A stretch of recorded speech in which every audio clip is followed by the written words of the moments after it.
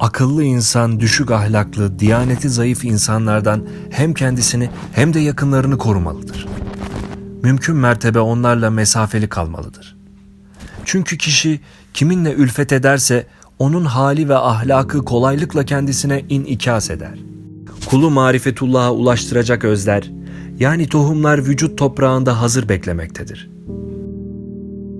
Bunların filizlenmesi için hamd, şükür, zikir ve fikre devam etmek lazımdır. Marifet ilminin başı, ilahi sanatın sırları üzerinde tefekkürdür. Kötü ahlaklı kişilere tebliğde bulunurken, leyyin, yumuşak bir lisan kullanmalı ve mütevazı davranmalıdır. Onları katiyen ayıplamamalıdır. Çünkü kişi ayıpladığı şeye daha hayattayken kendisi de müptela olabilir. Dini hükümleri salih alimlerden sorup öğrenmek lazımdır. Zira onlar takva sahibi oldukları için fetvaları daha isabetli ve daha tesirlidir. Diğer taraftan ilmi mal ve mevkiye kurban eden dünyacı alimlerden de mümkün mertebe uzak durmalıdır. 100 tane yarım insanı toplasanız bir tam insan etmez.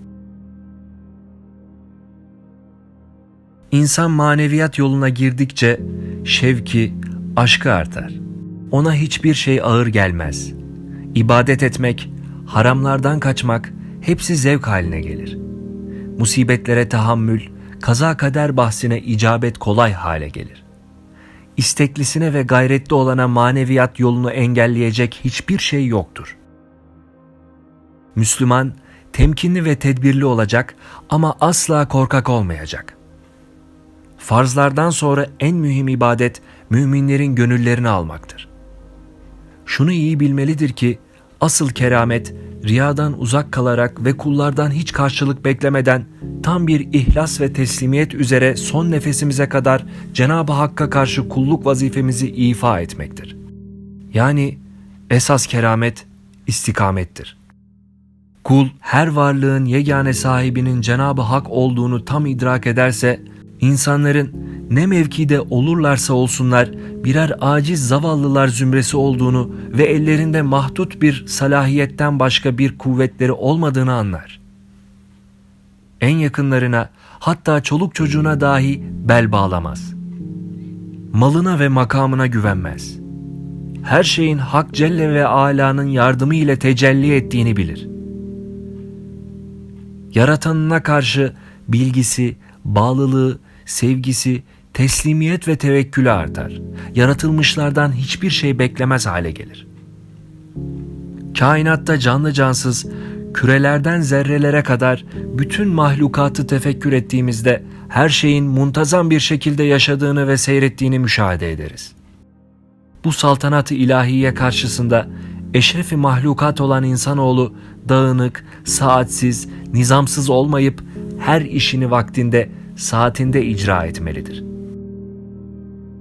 Fakirleri sevemiyor isek Cenab-ı Hakk'a yalvaralım da o ulvi sevme duygusunu bize nasip eylesin. Hatta zamanımızdaki birçok abidler bile kalplerinde merhamet duygusu noksan olduğu için fakirleri sevemiyorlar. Halbuki mütevekkil, tefviz ehli fakirlerin Allah katındaki kıymet ve değerlerini bilebilsek ayaklarına kapanır, öpmek isteriz. Bize düşen vazife onları sevmek, onlarla geçimli olmak ve onların duasını almaktır. Bütün iş, en iyi düstur, ihlas. Herkesin dikkat edeceği en mühim husus Cenab-ı Hak'tan ihlas talep etmek. Bir mecliste ihlas varsa orada her şey vardır. İhlas yoksa istediği kadar kitaplar okunsun, tefsirler vesaire okunsun, feyz olmaz. Fakir dualarımda daima "Ya Rabbi, ihlasımı arttır" diye dua ediyorum. İhlas en güzel şey. İhlası olana Cenab-ı Hak her şeyi bol bol ihsan eder. Şunu iyice bilmelidir ki, kulluğun nihayeti olmadığı gibi seyr-i sülûkün de sonu yoktur. Benim işim tamam, oldu diyenler yarı yolda kalmışlar, kendi noksanlarını görenler ise yol almışlardır. Bir kişi Cenab-ı Hakk'a vasıl olursa her şeye vasıl olmuş demektir. Cenab-ı Hakk'a vasıl olamazsa dünya kadar şöhreti olsun, bütün dünya onu alkışlasın, hiç kıymeti yoktur. Çok kimseler zannederler ki manen terakki etmek yalnız fazla ibadettedir. Hayır. Hakiki terakki, Cenab-ı Hakk'ın huzur-u ilahisinde olduğunu bilerek sünnet-i seniyye istikametinde ne yapılması icap ederse onu yapmakla olur. Çok kimseler vardır ki bunların nafile ibadetleri çoktur. Fakat helale harama dikkat etmeyip İslami ahlak ile ahlaklanmaya gayret etmezler. Boş zamanlarını dedikodu, gıybet ile geçirirler. Ellerine ne geçerse nefsani arzularına göre kullanırlar. Halbuki bunlar keşke nafile ibadetlerini azaltsalar da ahlaklanma hususunda gayret edip hak hukuk mevzuunda uyanık olsalar. Bütün iş insanın enaniyetten vazgeçmesine bağlıdır. İnsan benliğini bertaraf ederse işte o zaman kemal yolunda mesafeler kat eder.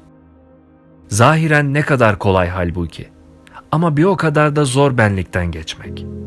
Benlikten geçince her şey huzur bahşeder. Herkes dost oluverir. Böyle biri herkese, bilhassa Müslümanlara karşı gönlünde daima muhabbet ve hüsnü zan beslemeye başlar.